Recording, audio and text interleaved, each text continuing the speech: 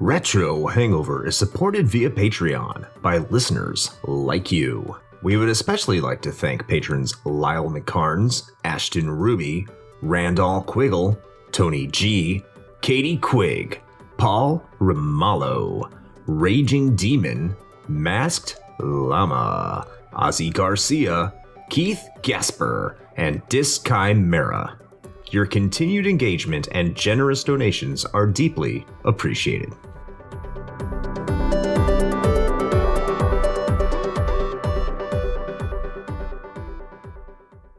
Open your ears and crack some beers. You are listening to episode 102 of Retro Hangover.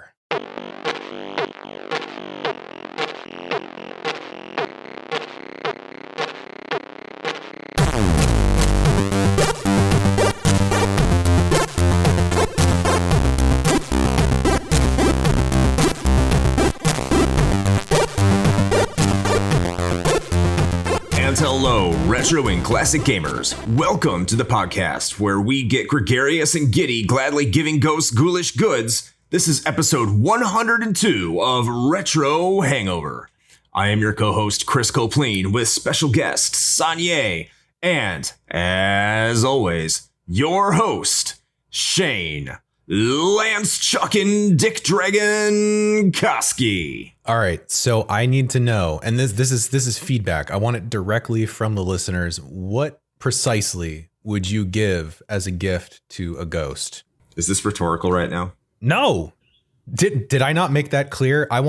You said the listeners. I want feedback. No, yeah. Okay. After this comes out, I want to know. I want to see it in the Discord or something, because that seems very nebulous. So I want some good answers as to what you would give. You could be like the secret levels who coined the term thick or treat. I like that. I mean, is that not just both? Like, is thick not a treat in and of itself, really? It could be. But welcome everybody to episode 102. We got a special episode today for you, like every episode is. And we're going to be talking about some Ghouls and Ghosts, specifically for the Sega Genesis, because I think that's the one we all played for today. I certainly hope so. I would hope so. I mean, there are multiple versions. You don't have to play the Genesis version. They're all relatively the same. I feel like our guest might disagree with that. We'll see. But speaking of our guest, let me introduce her. She's accidental retro gamer. I want to hear about that. 1980s nostalgia lover, a pop songwriter and composer, musician, singer-performer, a former athlete, a collector of all interesting things, and she loves cats. It is Saniyé. Welcome to the show. Woo! Thank you so much. Okay, I have to ask. You put in your description here an accidental retro gamer. Why are you an accidental retro gamer? Well, that's a great question to start with. I actually, for quite a while, I didn't even think that what I was doing was retro gaming.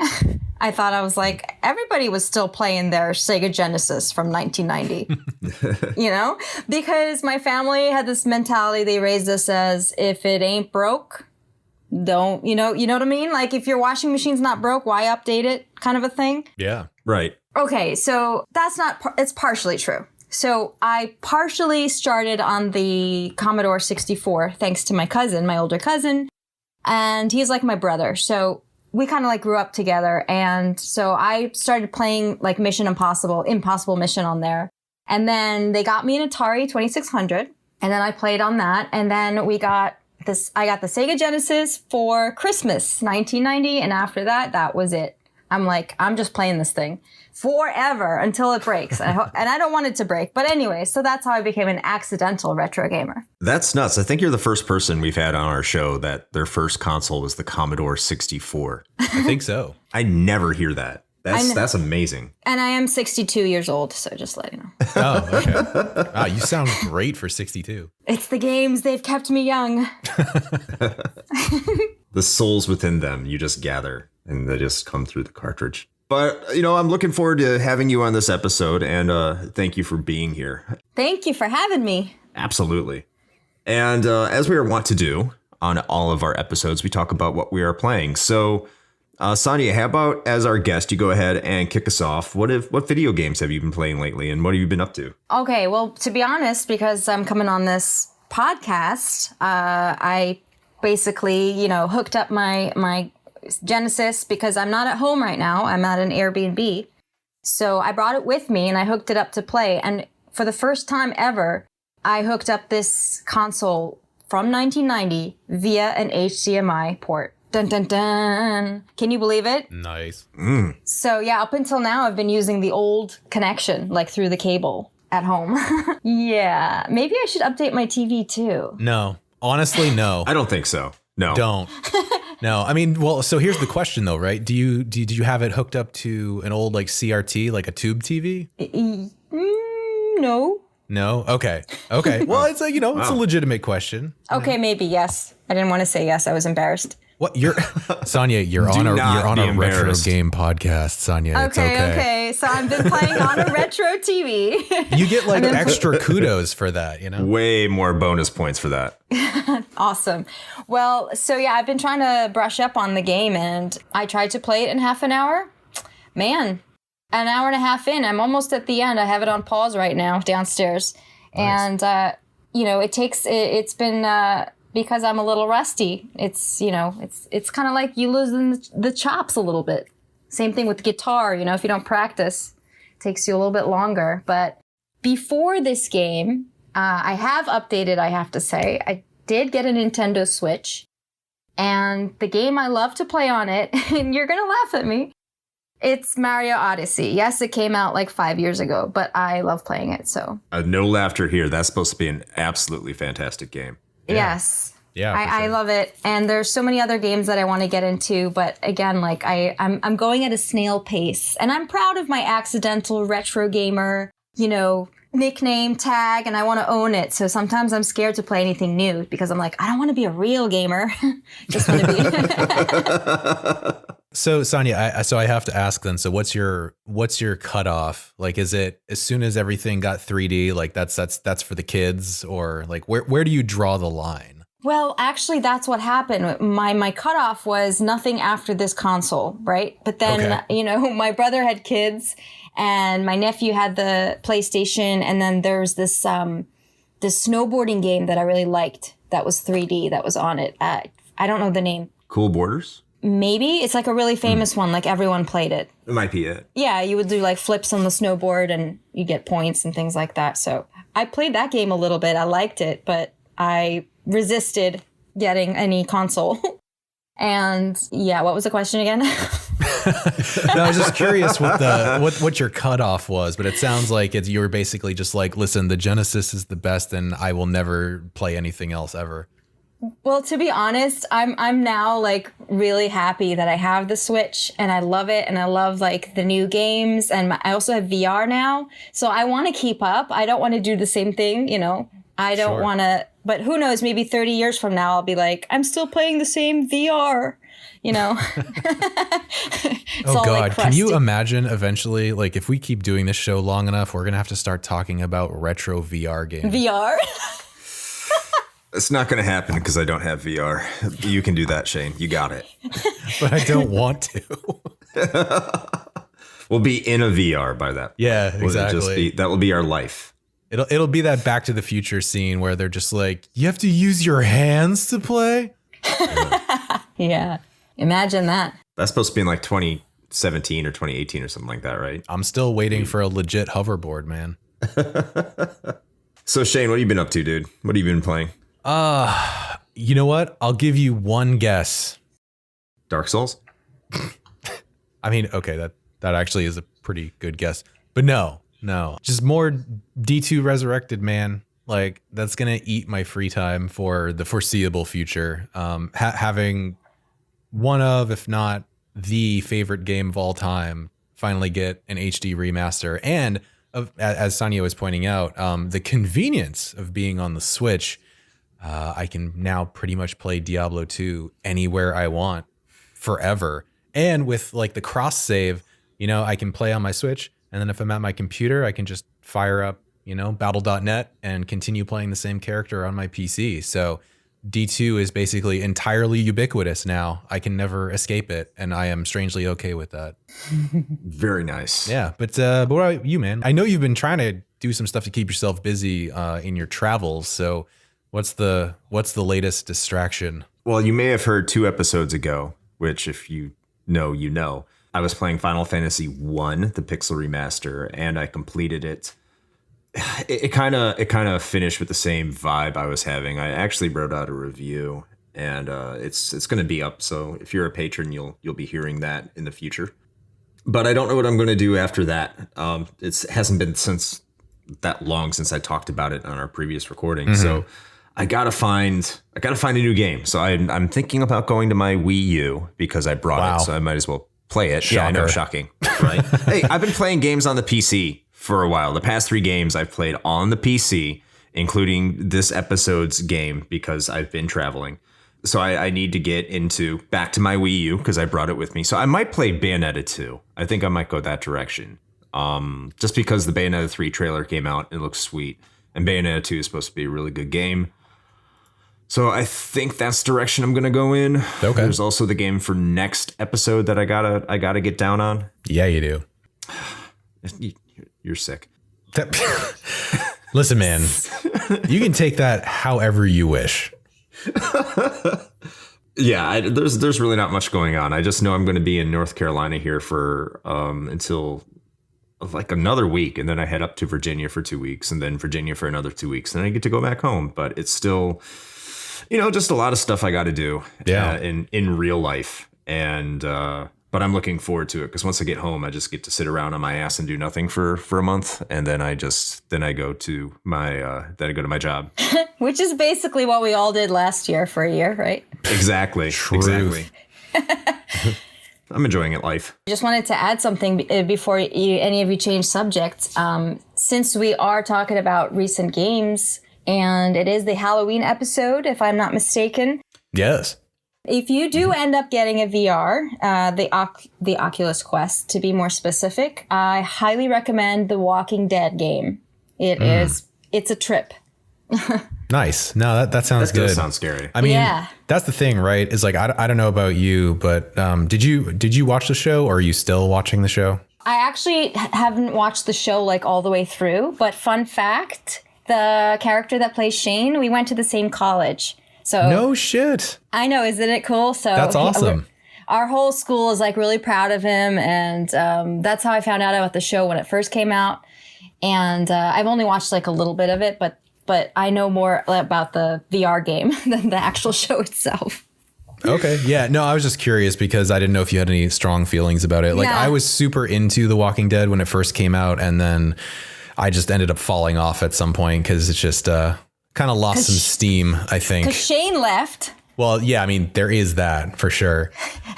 I'm super happy for him too, by the way, like going on to like be the Punisher, and like he's been so successful now. Like and he's just like a genuinely good dude too. Shout out John Bernthal. Yes, 100%. I watched the first season. Well, you got arguably some of the best parts of the show then. So there you go. But she did bring up a good point. I don't think we've brought it up in the previous 2 episodes that there is kind of a theme of Spooktober. Excuse me, that's Spooptober. Thank you. I'm sorry, Spooptober. Yeah. Ashton, put some reverb on that and make it sound real awesome. Yeah. Before we get into the brief history, just a reminder that every patron until January will be getting exclusive content for the King of Games 2000 with the Region Free Gamers podcast. So I know this is the beginning of the episode. I just don't want to get it buried at the end because we worked really hard on this and we're really proud of it. So if you are a patron, every single level gets access to that. So go ahead and check that out. And that's all I really got on that. Shane, back to you. Yeah. And, if you are, unwilling or unable, because we totally understand, money is tight these days. If you're not a patron, then do not worry, because the King of Games 2K will also be available on this mainstream feed, I believe, towards the beginning of January. Is that right, Chris? Yes. The last episode is available for patron exclusivity on January 6th, and then we will start putting them out to everybody. Awesome. So there you go.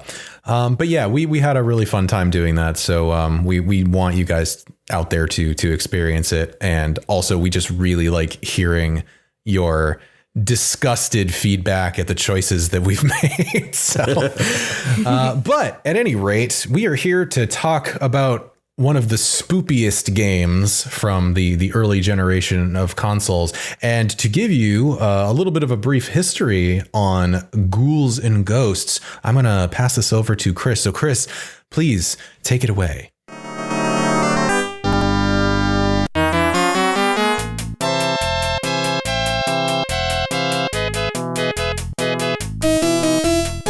One hallmark of arcade games, especially in the 80s, is their absolutely brutal difficulty. Capcom was no stranger to this concept, and in 1985 released one of the most notoriously difficult games while still maintaining a high level of popularity with Ghosts and Goblins. The game was soon ported to the NES and many other microcomputers, where its legacy of just being a major pain in the ass was even further cemented, yet still managed to find its way into the hearts of many a gamer. So in October of 1988, Capcom decided to create a sequel to its arcade hit and called it Ghouls and Ghosts.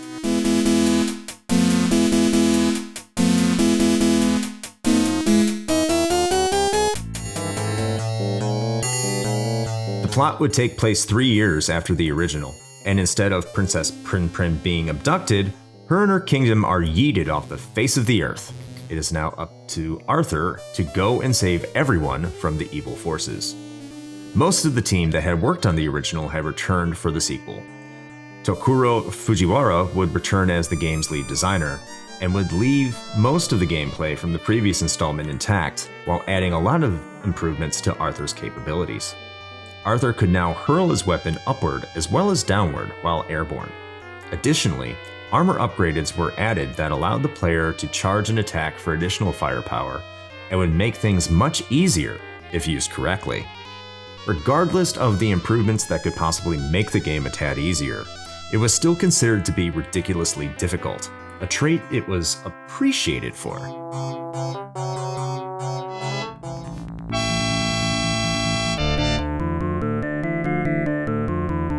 The game would be the second highest grossing arcade game in January of 1989, with it being the 8th best performing game of that year in the arcades in Japan. Console ports were still the order of the day, but now it was Sega's turn to reap the benefits, considering it was the holder of more powerful hardware with its still fresh Genesis, as well as an NEC port to its Super Graphics that was just newly released, for Japanese audiences only, of course. Sega would actually publish the Genesis version itself, with famed game designer Yuji Naka coming in to perform the entire effort, as well as a wildly different take of the game for its soon-to-be discontinued Master System. As we are focusing on that Genesis version, it would release on August 3rd, 1989 in Japan, with a North American release arriving in September and Europe seeing its arrival in November of the same year.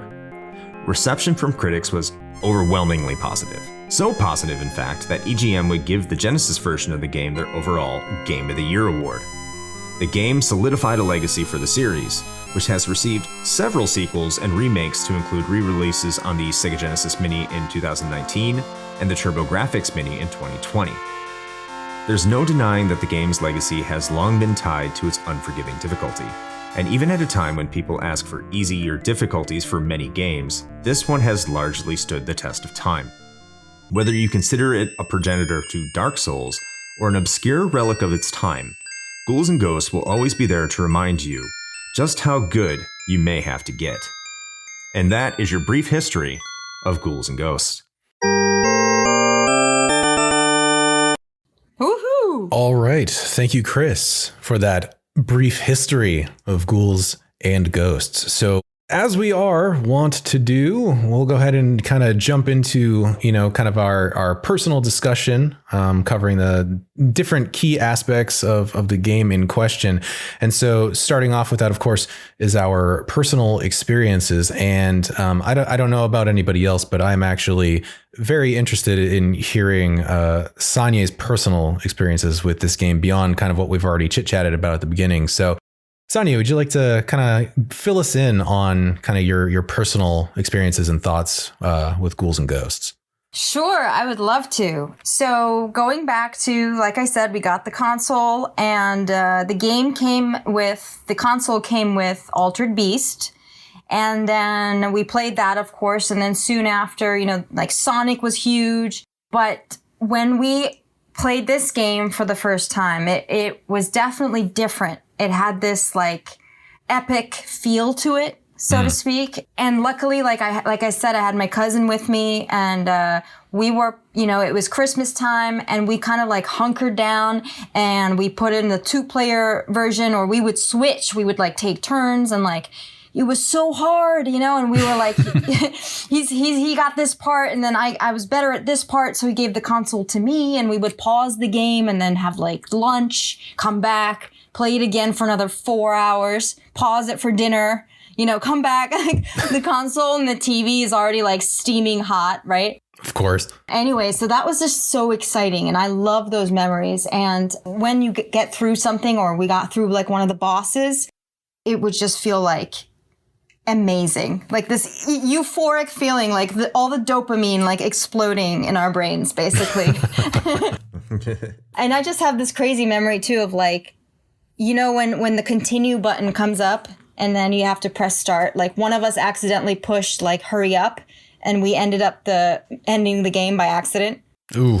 So there's that. And then there was another one where we made it all the way to the whatever you want to call it, the giant larva. Like the really gross maggot boss. And we were like fighting that thing tooth and nail. And then like my cousin sat on the reset button because the console was on the bed. Whoops. So, I mean, that's the kind of stuff that makes me laugh looking back when we first started out playing.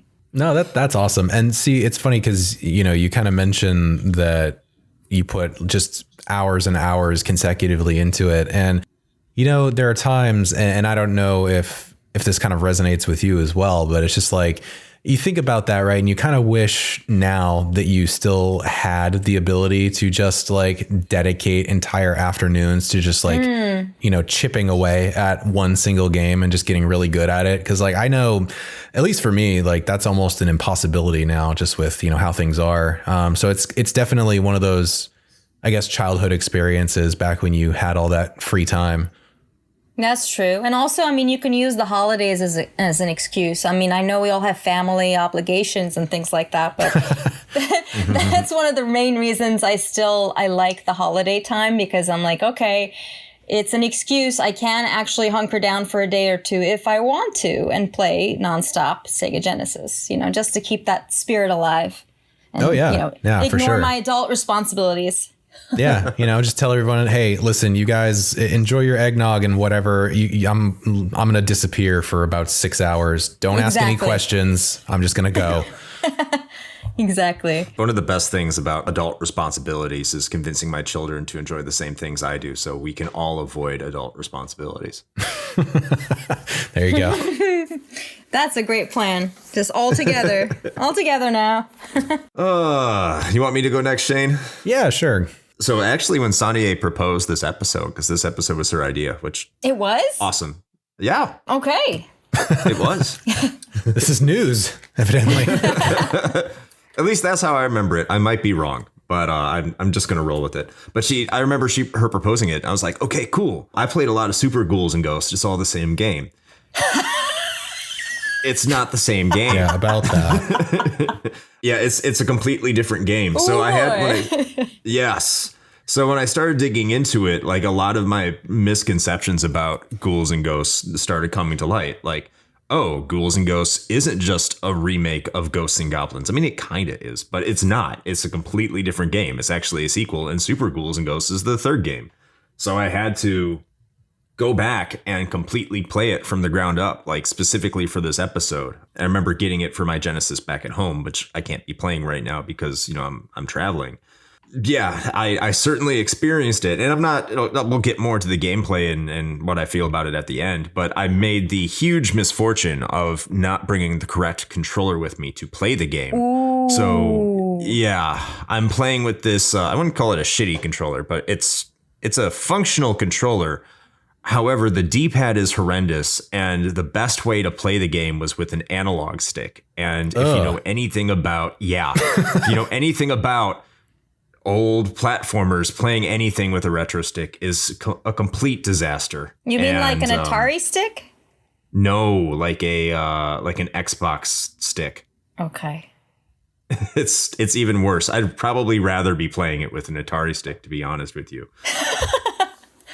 It was not fun. I tried playing with the D-pad, but the D-pad is just like one solid piece of plastic. It's like a Power A PlayStation 3 controller. Do not recommend this game for 2D games at all. Do not do that. But that was my experience with just Ghouls and Ghosts, and probably not the best way to do it. I should have brought my Sega Genesis USB controller. Yeah, that's rough. I mean, you might as well just, you know what, just go all in on it, man. Just try to play it with like a Guitar Hero controller. The save states, needless to say, were my friend. You don't say, huh? Yes. Yeah. So how about you, Shane? So my experience with this is a little bit different. So I still do own Super Ghouls and Ghosts. I don't know why, because I'm awful at it, but I sure do own it. And I really wanted to like that game. And that kind of carries over into this one as well. And we'll get into that in a little bit. But I never really played this one kind of back in the day. But then I thought about it, right? Because I didn't have the console version. I never owned a Genesis, first of all. So I didn't have that one initially. But I thought more about it and I was like, this reminds me of something. This it's a core memory somewhere in there. And the more I thought about it, I realized I have played this game, but it was the arcade cabinet. What? Totally random.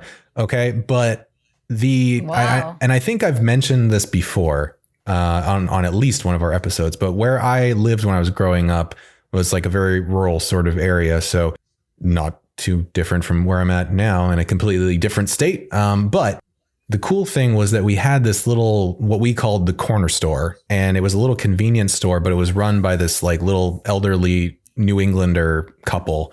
The only people I've ever known in my life, by the way, that had legit Maine accents, and it was amazing.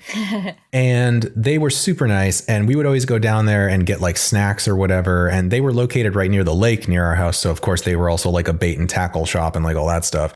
But they always had one arcade cabinet, and occasionally every few years or whatever they'd swap it out for something else. I have no idea, by the way, who was distributing arcade cabinets to bumfuck nowhere, Maine, but they were apparently. And for a while, one of them was this arcade cabinet. So I actually remember playing this, like dropping quarters into this thing, wasting several dollars worth of quarters, trying to make any kind of progress. So yeah, so that's actually my personal experience with it. It's like totally out of nowhere. I love that story. That's awesome. I've never actually seen a real cabinet before. So that's wild. Yeah. And of course, thinking back on it now, right, I'm just like, God, I wish I would have salvaged that from them if I had only known. Oh man. I played the cabinet in Barcade not too long ago, before the pandemic. And yeah, I mean, you put in a lot of quarters, that's for sure, but it is it's fun. And I never played the original version. I want to give a shout out actually to Patrick Hickey Jr. He's coming out with his Sega Genesis book really soon. Yes. Woohoo! So I went to one of his seminars, and he knows that I love this game. So he was like, check this out. And he handed me his phone, and it was Ghouls and Goblins. And then I was like, oh yeah, well check this out. And I was ready to like plow through the game to show him how good I was at it. And I was like, what is this? This was like not the game I knew. And he was like, yeah, this is the original. And I almost nearly like threw his phone like across the room. I was like, I'm not playing this. So that was my experience with the original, and never again. That's a good one. I've only seen like an angry video game nerd version of the original. I won't touch it. No. I will not touch the original. Nope. All right. Well, I suppose moving right along, then I think we can cover this one in relatively short order, actually. But let's talk a little bit about the plot and writing, such as it is. So, Chris, how about that plot? You heard it in the brief history. I guess it's a step up from just Princess Kidnapped. So there is that. Now Princess and her entire kingdom have been nuked. So you're just trying to revive them. The devil, which, by the way, Lucifer. I just want to tell you, I had a really hard time not laughing when you said that their entire kingdom just got yeeted. It did. It got yeeted off the face of the earth. Yeet. Yeah. But I mean, that's what it is, right? It's just she's not the first one. She was kidnapped, and this one, everyone's dead. They get nuked by Lucifer or Loki, depending what version you're playing. And I guess by killing the devil, you resurrect everybody. I guess that's it. I don't know. I mean, that makes about as much sense as anything else, right? I think the fourth version of this game should be yeeted off the face of the earth.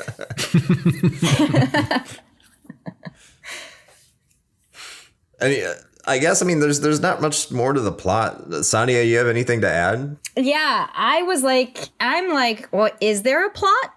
I mean, I thought the plot was just to survive. I forgot about the princess. You know, when you have like flying dragon snakes and sumo satans throwing up on you, grim reapers left and right, electric eyeball clouds. I mean, they're coming at you left and right. I just thought, like, just get through this. I forgot about the princess, honestly. Sorry, princess.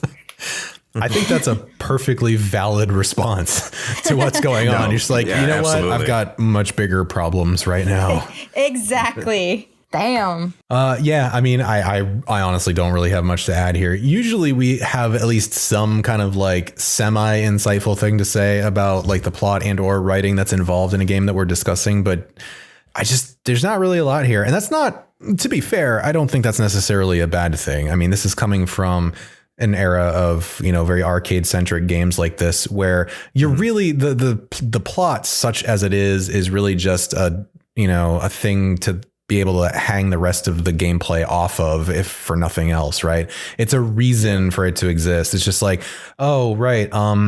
Yeah, you gotta, I don't know, save this kingdom, right? I guess, I don't know, go kill a bunch of demons, try not to die, have fun. And that's really it. And that's okay. Like, there are other games we've talked about that have been, you know, from this kind of general era, or even in other, you know, sections of gaming history, where sometimes you don't really need an involved plot. Like, not everything needs to be an 80-hour RPG, right? So I think you spent more. I think you put more effort into explaining why we're not talking about the plot there than they did in creating the plot. Well, you're welcome. So then, just sliding right off from that and into the gameplay. Let's go with Saniyé. So, what are your feelings about how this game plays? Okay, so I believe that the more time you put into this, the better you'll get at it. You got to be patient. Memorization is key. You know, once you start to memorize things, it starts to become second nature. But also your controller is so important. And I actually Chris found that out the hard way. Yeah. Yep. Absolutely. See, I didn't know that until today either, based on your story and also my experience as I was trying to play the game, this time on a different, connection, an HDMI connection for the first time.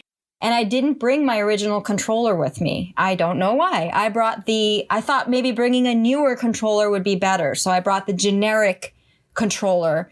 And I don't know if it was that or the connection, but there was like a second lag. There was a 1 second lag. Yeah. So my thumb hurts a little bit from trying to play this game today. But yeah, so your connection's important. If you don't have that, it felt like I was a chef and I had to put on a party for, 24 coworkers, and I had to cut 24 bagels basically with a dull butter knife. That's what it felt like. That's a good comparison. I like that. It's also like a super New York like kind of comparison. I like that. You're just like, I'm going to tie everything back into bagels in some way. Bagels. Yes. Yeah. So you not only need to be sharp yourself, but you need the right controller, and it needs to work with no lag. And also, speaking of let's speak of the game actually itself, all the different tools that they have. When you're first starting out, it's definitely like there's a certain tool for every level, right? That's the best to have. But as you play it, and if you put in your 10,000 hours and, you know, you get to finish the game, if you're one of those players, then you start to realize, okay, so they've designed this game in such a way that no matter what tool you have, even if it kind of sucks, like, you know, like maybe you need a projectile, but you have the flame. That's just one example. Right. They still made it happen, like possible, so that you can go through the game and when like you can finish the level even with the wrong tool, quote unquote.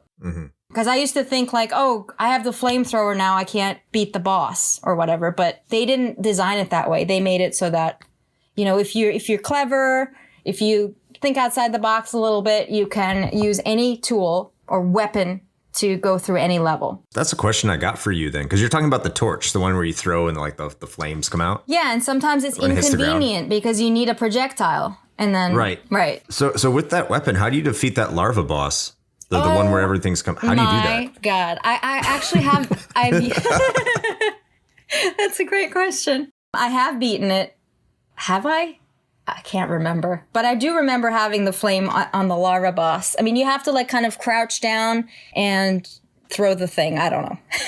That sounds awful. I'll say, so you might say that like it's definitely possible to overcome things with any weapon, but it's probably noticeably more difficult, right? Depending on what you have.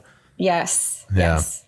See, I'm too much of a, like, I don't have the capacity to invest like 10,000 hours into getting good at something like this. So like, if I don't have the right weapon, I'm just like, well, I guess I'm here. This is where I die. This is it. Well, I didn't sit down and actually say, okay, I'm going to invest 10,000 hours. Well, nobody does to start with, but you know, it's a slippery slope, Saniyé. You know? I was just like, I'm just going to, it's 1990 and I'm still playing it. That's what happened. That's what really happened. All right, what about you, Chris? This game's hard. Wow. Hot take. I know, right? Like most unshocking and unsurprising take for me ever, which I have some pretty bad takes out there. But yeah, Saniyé is 100% right. Me not having the right controller, I struggled through practice mode because there's practice and professional, which are your two difficulties. And even practice is going to just whoop your ass. Yep. It's not, it's merciless.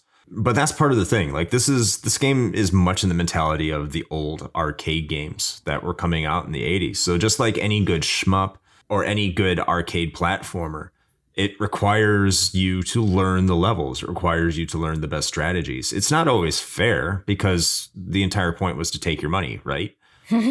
So, you know, when they brought it over to the Genesis, they incorporated all the amount of, you know, same difficulties. I will say, you know, just from what I've seen from Ghosts and Goblins, not playing it, but everyone's like, get the knife, like in AVGN. So I will say, like, the knife is probably my favorite weapon in the game. It just is. It's fast, it's powerful, it hits hard. Sure. But you're not as dependent on the knife as you are probably in the previous game, because like here, the lance isn't that bad. The axe isn't that bad. I'm trying to think of the other ones. I have the knife.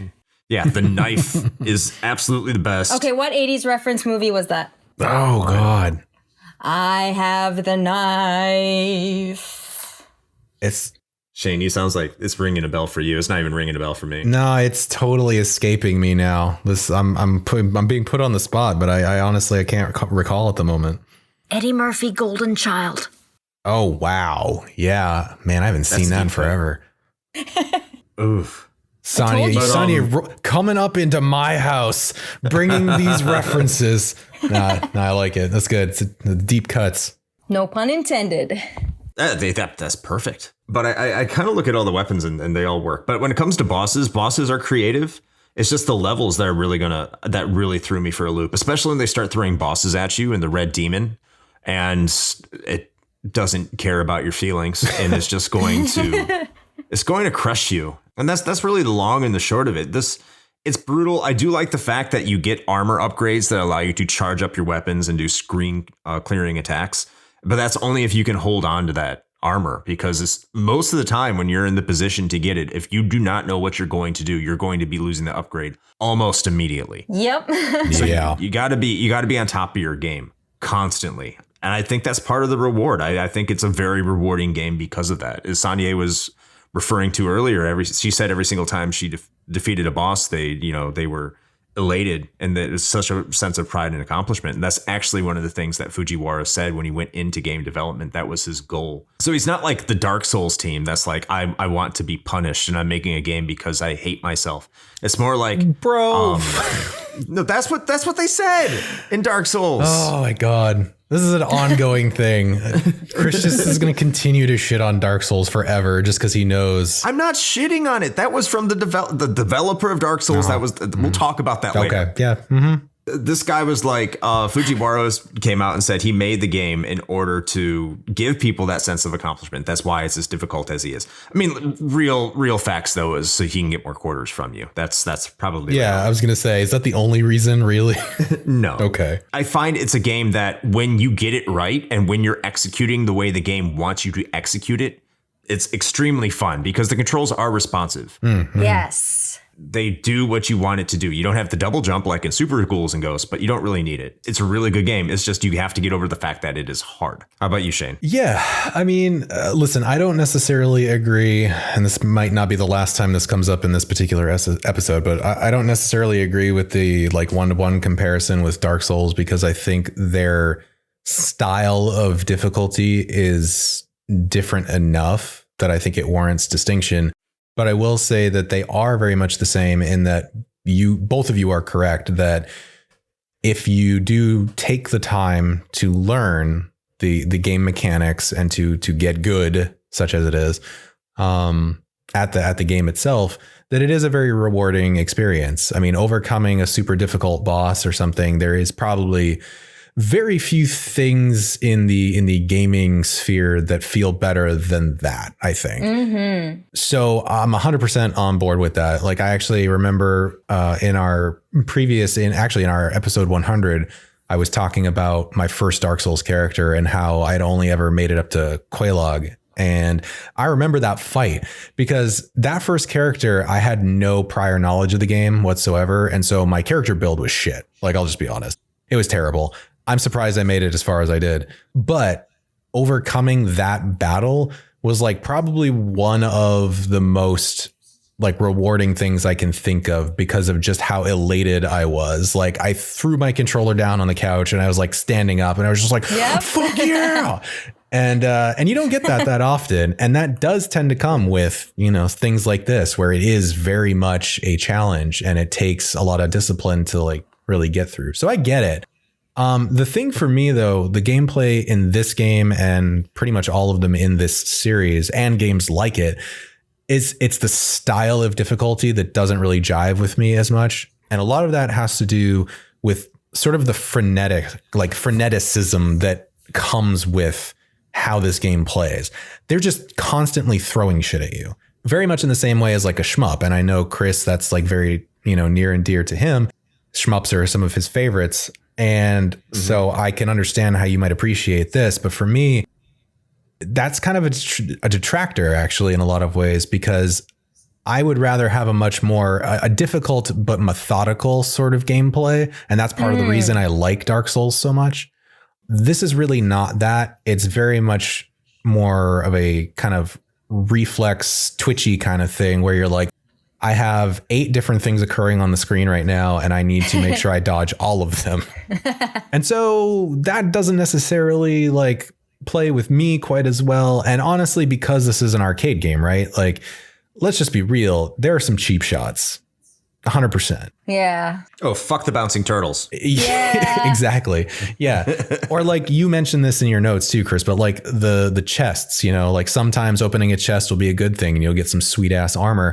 And then other times this asshole guy will come out and turn you into like, what is it, a rabbit or something? Or an old man. Yeah. Okay. Or a duck. It's only the first one though. Ah, well, see, how would you know that?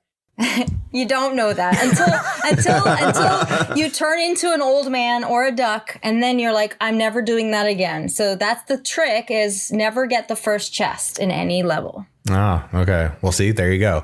But you'd have to play to even know that. So yes. there's just some things like, and this is not a knock specifically on this game. It's actually just a kind of a wider issue that I have with a lot of games that got their, you know, started life in the arcade. because damn those retro games. I know, like, why am I even fucking here?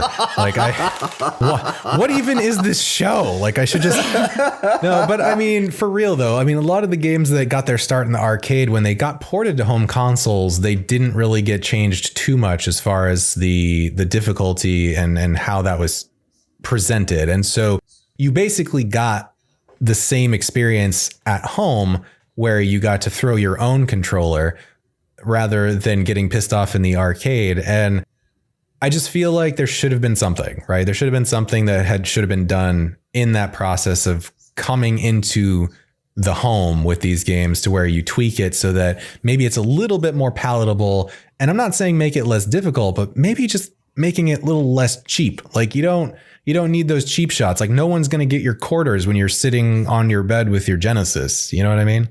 Fair enough. Good point. You'll only have your cousin sit on the console and erase all your progress. Oh man, I wanted to like choke him. Never let him live it down, ever. I can I add something? I wanted to add absolutely. that, like, I totally agree with both of you on, like, there's something about this game where, yes, it's hard, but it's good. I don't know what it is, but it makes you want to play it. There's something that makes you want to come back. I'm talking about the Sega version, and play the game. And maybe it is that gratifying, like, feeling that you get, that, and you do get better at it. It's a learning curve. And I can compare it to, for example, playing E.T. on the Atari 2600. Oof. Now, granted, I was like a baby. I was playing it, I was just a couple of years old, 5 years old. And I got so frustrated by it that I didn't want to play the game. And I didn't play the game. I just like turned it off. And like, yes, I know the history. Yes, it's the fastest. They made the game in 6 weeks. So that's like incredible at the time and all of that stuff. But man, that game was just not, that was just like, that was a different level hard. Like when the E.T. fell into the pit, I just couldn't play the game, basically. I couldn't play it. So I don't know. No, I mean, that's fair. Yeah. Yeah, this game is a hard, but in a good way, I would say. I think it's the reason that you say, like, you keep going back to it is just because of that old arcade hallmark. I mean, people go back to arcade games to keep playing it because, there's probably a design philosophy to it, something that I'm not too smart to understand. But like you see the possibility of overcoming it because it presents you with this fact that, oh, if I only did this just slightly differently, I can make it further. Or if I memorize these patterns, I can get to the next area. And the controls are basic and simple enough that once you learn these patterns or areas you're not supposed to step in, like the antlion part where certain parts of the bridge will break when you walk over them. Ah, yeah. Right. And you start to learn where those parts in the bridge are. So you're like, okay, next time I'm gonna make sure that I don't step on this part. That memorization, as you have pointed out, that leads to people wanting to come back because it's like, I know I can do it. I just got to remember where to do it. Now, some people say that's good design philosophy for like addictiveness and for people to come back. And some say that's just terrible game design philosophy because you're not actually playing the game and reacting to what's happened. You have to learn it. It's two different theories of thought, but it does incite you to come back and try again with your learned knowledge. And I think that's why you see a lot of that in arcades. For sure. Yeah, no, I mean, 100% agree. And it's funny too, because like in a way, right, I'm kind of talking about how I think some of the arcade game design philosophy maybe doesn't belong in a home console, but then there are some games that still kind of adhere to that, even if they didn't necessarily get a start in an arcade, although I think maybe both of them did. But there are a few that like I wouldn't say accidentally, but just by virtue of living in a time when you're younger where like you only have a handful of games, right? And so just by virtue of a limited selection, you kind of end up getting good at those. Mm-hmm. I mean, Chris knows this and most of our longer time listeners know this as well. But like there are two for Super Nintendo that I will just always be good at. And the only reason is because that was one of the few games I had to play. And that is Turtles in Time and Contra 3. And both of those games, especially Contra 3, a lot of people consider to be very difficult. And for me, that's just like I don't get it because like I can breeze through those games, no problem. But that is the consequence of, just playing it over and over and over again. Yeah, exactly. And memorizing and playing it over and over again and just getting better at recognizing patterns and knowing where to be at the right time. And, that applies to this as well, for sure. Oh, very much so. Absolutely. All right, so moving along, I think this one, I think for me is probably the standout. But let's talk about how this game looks, the graphical presentation. So let's start with Chris this time. For a game on the Genesis in 1989, this is just utterly fantastic. This is a great looking game. People have to realize this is pre-Sonic. If you compare it to a lot of other Genesis games that were coming out at this time, and I've played my share of them as going back and collecting a lot of Genesis games myself. This is definitely a step above anything you were getting at the time. Arthur looks great. The enemies look great. The backgrounds look great. You got your parallax scrolling. You got this creepy environment. There's not much you can really complain about. It's a stellar game, and maybe it wasn't a 1-to-1 arcade conversion, because how could it be? You know, arcades were still significantly more powerful than what you were getting at home. Oh, yeah. But it's damn close.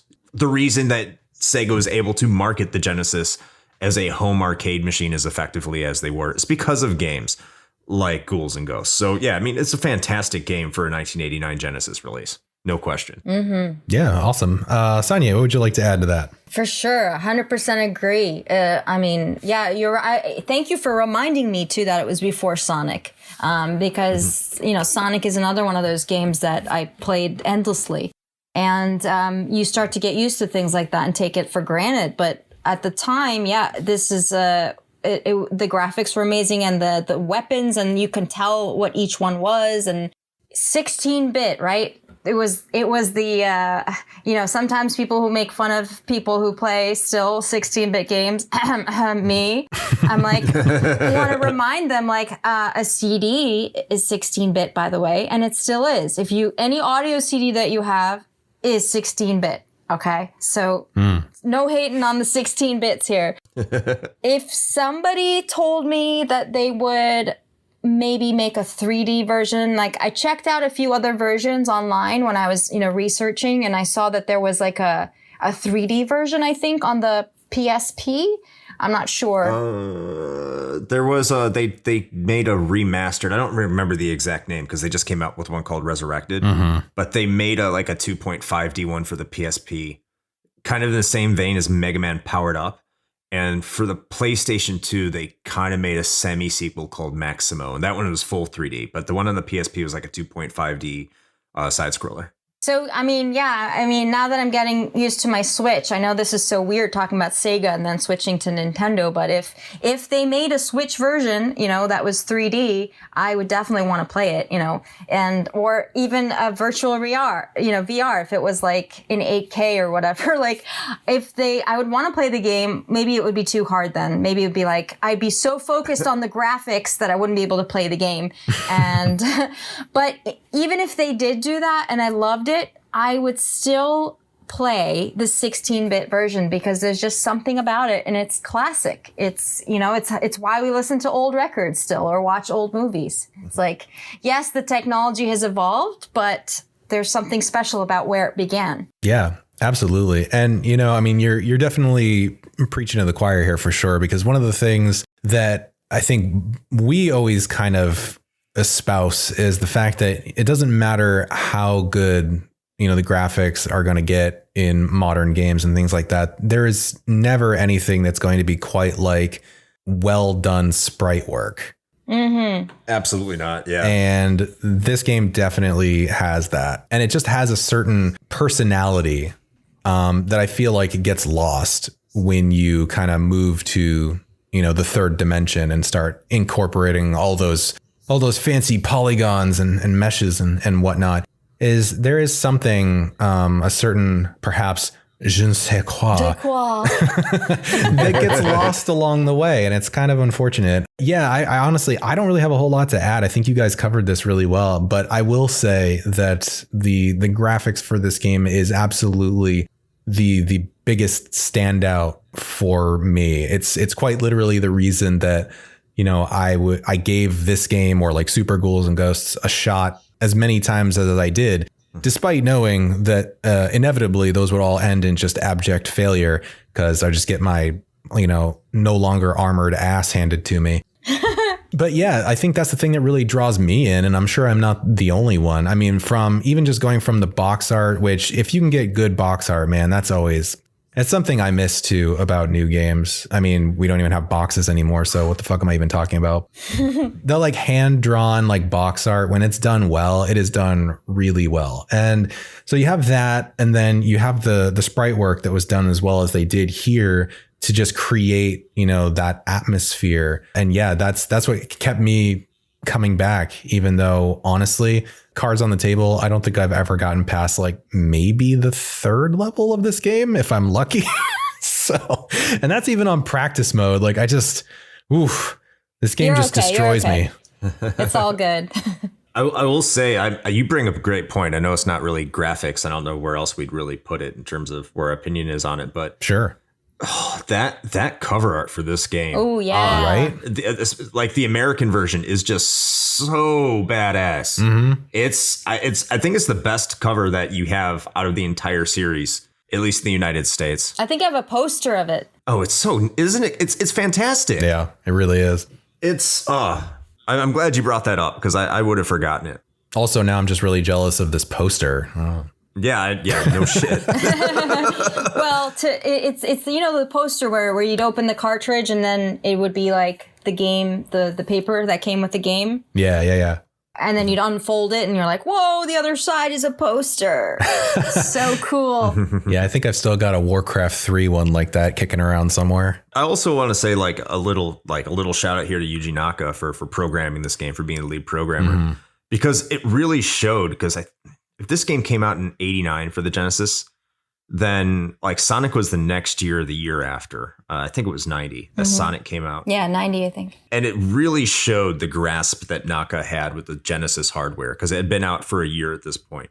So him working on this really shows, because I think Sonic graphically still today, I think we said this in the Sonic episode, holds up really well. So when you look at what they did here with Ghouls and Ghosts, and with the limited color palette the Genesis had, and being able to do what they did with it, like, yeah, it's really a monumental effort that definitely still holds up today. Yeah, for sure. So we are approaching the end almost of our discussion here, but I think we're treading into territory where we're just going to throw out some amateur ass opinions, and then I'm going to let Saniyé wrap it up because she knows what she's talking about.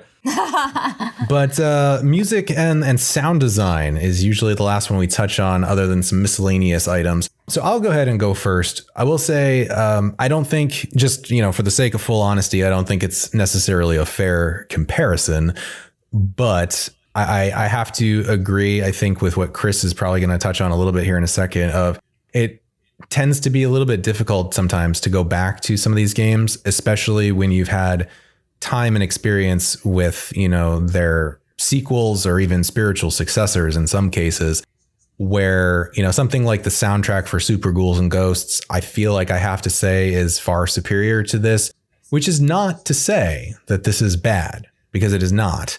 I think the tracks that were composed and chosen for each of the levels were expertly done, in that they fit the theme and the mood like perfectly.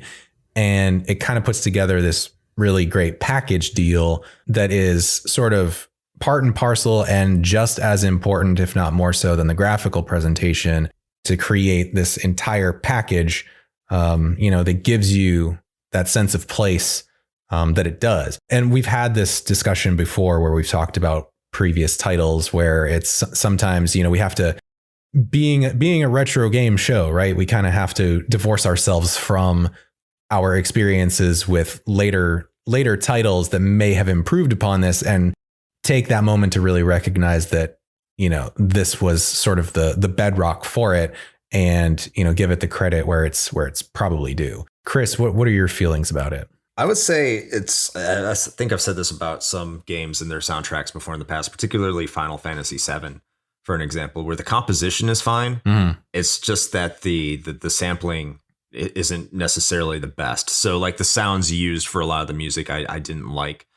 And even for the general sound design in general, like when a weapon hits something, the ping sound it makes, I don't like. I think it's kind of annoying. But yeah. When it comes to like the actual like music, like you're right. In terms of composition, everything sounds fine. But you also have to remember the Genesis uses FM synth, and very few games on the Genesis really took full advantage of that. Like there are definitely exceptions, like Yuzo Koshiro that you hear in the Streets of Rage series. He really knew how to take advantage of that sound set. But this is still early in the Genesis days. So if it wasn't like this kind of more poppy or dance or kind of metallic sound to it, as a lot of people say, the Sega Genesis fart noises, if it didn't really align with that, you weren't getting like great sounding music. Mm-hmm. And that's not the kind of music that Ghouls and Ghosts requires. It's far better suited for the kind of music that you could get on the Super Nintendo with this reverb and everything like that.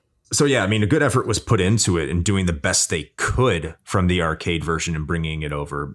But it does sound too much like the, quote unquote video game sound that would be so much stereotype of video games throughout, the early 90s up until, even 10 years ago, 15 years ago. Mm-hmm. So I would definitely say the sound overall, in terms of just sound selection, is probably my least favorite aspect of this game. I would have to say, but again, I'm not going to sit here and shit on the music composition of Ghouls and Ghosts. The opening level 1, that song's iconic. Oh yeah, and I don't know any retro gamer that doesn't know that song. That's worth their salt. Or hearing that song also causes flashbacks. Trauma. Yes. PTSD. Yeah. But I guess we should turn over to the actual like professional musician here on their take of the sound design. Professional? Now I'm just thinking about fart noises. I mean, I wish they sounded like Sega. Probably would make my husband happier. But anyways. Oh, man. What is music? My gosh. Well, I mean, yeah, the music, I agree with everything that's been said. Both of you have basically said everything that I would want to say. Chris, especially with when you said, Shane, when you said that each song, each tune goes with each level, like masterfully. I absolutely agree with that. I think that's the best part, actually, that they go together amazingly. But I do agree in that it's not my favorite video game music per se. Some of the music that I personally love is on Sonic CD. Mm-hmm. And also on the other Sonic games. I love the melodies and, for many levels like Labyrinth and the Casino Zone. And it's just so catchy, all that music, So I wouldn't listen to a CD of Ghouls and Ghosts music playing in the background. But I might for Sonic CD, you know what I mean? Sure. Yeah. I mean, I will jam out to Escape from the City forever and always. Yes. So you know what I'm talking about. But again, yeah, like you said, for 89, this is really good compositions. And let's give some shout outs to the writers, Tim Follin and Tamayo Kawamoto. Yes, I had to look that up. Tamayo What, you didn't just know that? I thought that was common knowledge. Yeah. I know, right? If he did this game, so if you just said the Fallen, if I think it's the Fallen Brothers. Is it? I think so. Let me look this up. Definitely. I because he may have done like a Silver Surfer, which is one of the best soundtracks on the NES, but I might. Isn't that actual game kind of garbage though? No, the game's total garbage. Okay, that's what I thought. At least the music's good.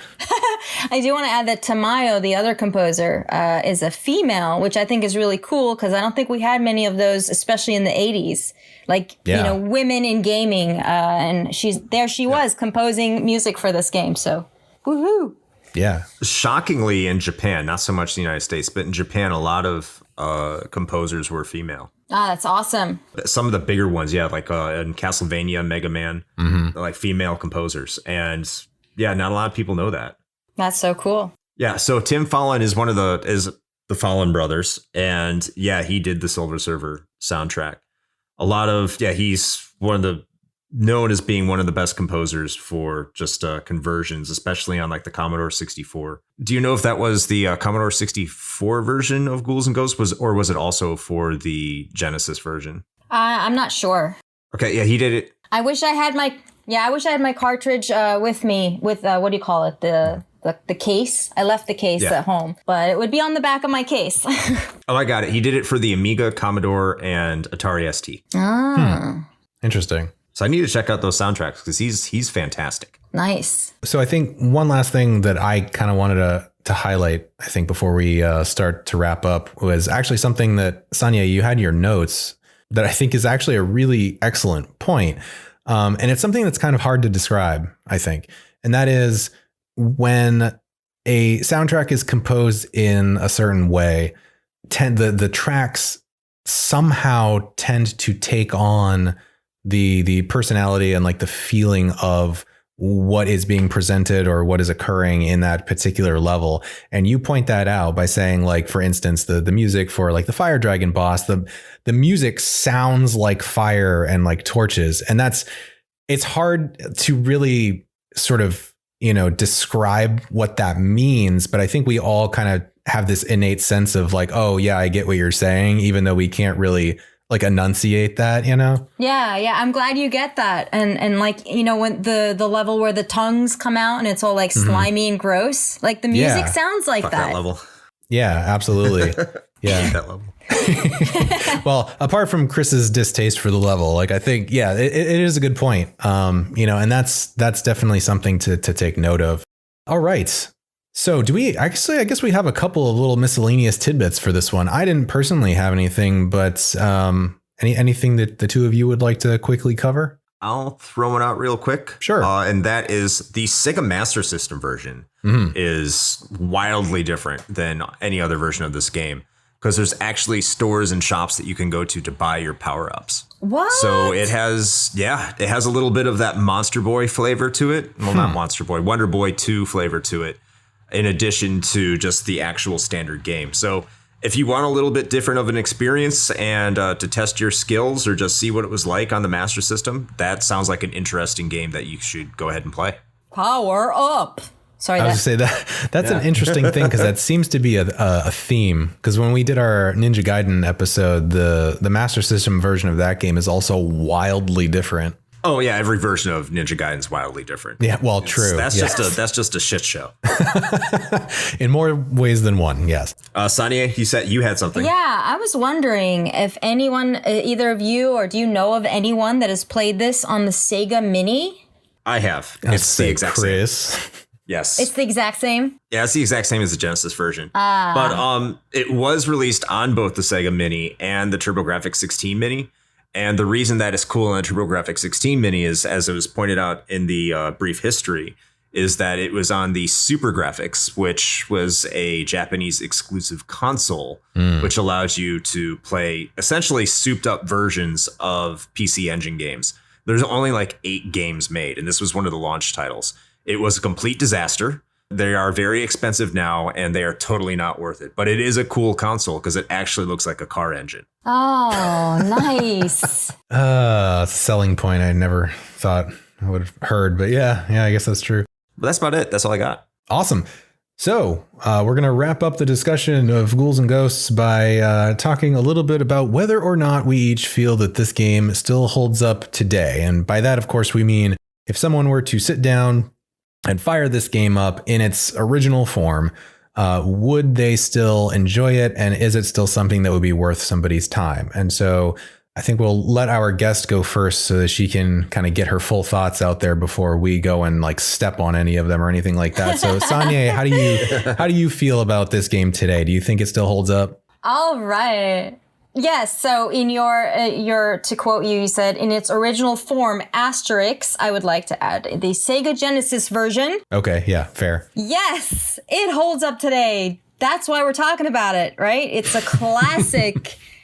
And I would definitely say to play this game and play this version, put it on practice mode. If you can, play with a friend who is a pro to coach you through it. Okay? Because you don't want to get frustrated and give up like I did with E.T. True. Another awesome thing you could do is watch a few tricks and tips on YouTube before digging in, okay? Or when you feel stuck. And, I don't mean like get some cheat codes. I mean like learn, how to get through something, actually how to play it. And, we didn't have that option in the 80s. So we have YouTube. Why not use it, right? Yeah, you had to pay $2 a minute to call the 1-800 number to get some hints. I was not allowed to call any 1-800 numbers when I was little. Well, I wasn't either, but somebody must have. So, yeah, I mean, I'm playing it today. I have it on pause. I'm going to keep playing it after we wrap up because I want to actually finish it. I was determined. I'm like, I'm going to finish this thing, even if I have a crappy controller. I don't care. So, yeah, it's awesome. And I love that it's got the Halloween theme, but you could really just play it all year long. Why not? That's just my feelings about Halloween in general, frankly. But yeah. Exactly. In New York City, too, you know, when you see people dressed up, and I'm talking about any given day. Yeah, I was about to say, that's just a Halloween thing up there, That's just the East Village, really, or anywhere in New York. All right. Awesome. Chris, how do you feel about it? I'm going to say yes, it holds up today, but with a heavy, heavy asterisk. Okay. And that is, look, if you get good at this game, you do 2 playthroughs. Like, you beat it once, it kicks you back. It says you got to beat it again with the magic armor, and you have to have the certain weapon in order to properly beat it, right? In order to do that, it is going to take you hours, if not hundreds of hours. Like, this is what this game is. You have to dedicate yourself to it like you would dedicate yourself to any game that would take 10, 20, 30 hours to beat. Mm-hmm. That's just how it's designed to be. If you're willing to commit to it, you're going to be able to get good at this game. But if you're not, if you go into it and you're thinking that even on practice mode, you're just going to run through it and it's going to be a typical kind of enjoyable frolic through a hellscape, I think that you are going into this with a completely misinformed state of mind. Great game, fun game, very responsive, arcade brutal difficulty. So know that before going in. But yes, it's held up. It has stood the test of time. And it's a fantastic Sega Genesis game that I think if you're a collector, you should check out. Woohoo. Okay. Well, I guess I'll tie this discussion off with a nice little bow and say that for the most part, I think I'm kind of an outlier in this group in that I kind of have a little bit of a resounding meh overall for it. Boo. Yeah, I mean, whatever, man. But the point is, right, is kind of what I talked about earlier in the gameplay section is that I have an issue with the arcade levels of difficulty just being brought into a home console. That's always an iffy proposition for me, regardless of what it is that we're talking about. And this game is really no exception to that. And honestly, this is a subjective opinion, of course. And so there's going to be a little bit of bias. And for me, if we're talking about this series, if I was given the choice of what I wanted to slam my head up against for a few hours, it would be Super Ghouls and Ghosts. And that's only because that's the one that I had the most experience with. It's the one that I own. And I think in some ways I feel like that one is the better game. But again, that's just kind of some personal bias. But I will say, I don't disagree with either one of you. If this is your jam, like if this is the kind of thing that you really enjoy, it is still a very tightly controlled experience. And it is going to give you a solid challenge, both to your reflexes and your patience. So if that is your wheelhouse, then I would say, yes, it would hold up for you. If not, it's a hard maybe. I think maybe is fair. Yeah. Fair enough. I got some parting words before you end. Sorry. I forgot to mention my last parting words for this game is skip the first treasure chest. That's it. Those are good words of wisdom. Yes. I wish I would have known that. Now you do. Now you can go back and play it and appreciate it. Yeah, that was it. That was the one thing that was holding me back, man. Get good, Shane. Get good. I can only get good at so many things, Chris. But at any rate, I suppose that brings us to the conclusion of our discussion of Ghouls and Ghosts today. So first and foremost, I would like to thank our guest, Saniyé, for gracing us with her presence. This has been a fantastic experience. So thank you for coming on the show. Woohoo! Thank you for having me. And before we jump into our little spiel, we always want to make sure that we give a chance for our esteemed guests to go ahead and plug any of the amazing things that they're doing out there. So Saniyé, what would you like to let the fine listeners at home know about? Well, I just want to say thanks for listening. And if you want to check out some of my music, it's on Spotify. Check me out. Saniyé Music is my handle for everything. Saniyé. It's like Kanye kind of, but not really. Saniyé. And I got an album up there called Let's Play. It's about like video game themes and pop music and all that good stuff. So yeah, looking forward. Thank you. Awesome. All right. And as far as we are concerned, if you are listening to this, then that means you've found us. So hi, hello, welcome. We are glad that you are here. If you would like to engage with the show in some other different ways, we do make that available to you. And not only that, but in one convenient location. So if you'd like to check out things like our YouTube channel or our Twitch streams or our social media, or if you'd like to support the show in a different fashion, the Patreon or the merch store, you can find all of those things by simply heading over to linktree/retro hangover. That's linktr.ee/retro hangover. And speaking of our Twitch streams, Chris, would you like to tell the fine people a little bit about our Sunday endeavors? Oh, yes, of course. So if you go to twitch.tv/retro hangover at 9 p.m. Eastern time, then you can catch us playing video games, which right now will only be Shane because, of course, hotel, internet and everything. But that's okay because Shane has a really sultry and seductive voice for everyone to come and listen to. That was probably poor phrasing. Every time you say this, we're just getting closer and closer to an ASMR stream. Like it's just going to happen. Please watch Twitch. Show up to Twitch, please. Sir, please back away from the microphone. Watch Shane talk and play video games at twitch.tv/retro hangover, 9 p.m. Eastern time. I will see you there. It's either ASMR or it's NPR or maybe a little bit of both. Oh, yeah. All right. Well, I suppose with all of that being said, until next time. Play with your javelin throwing joysticks.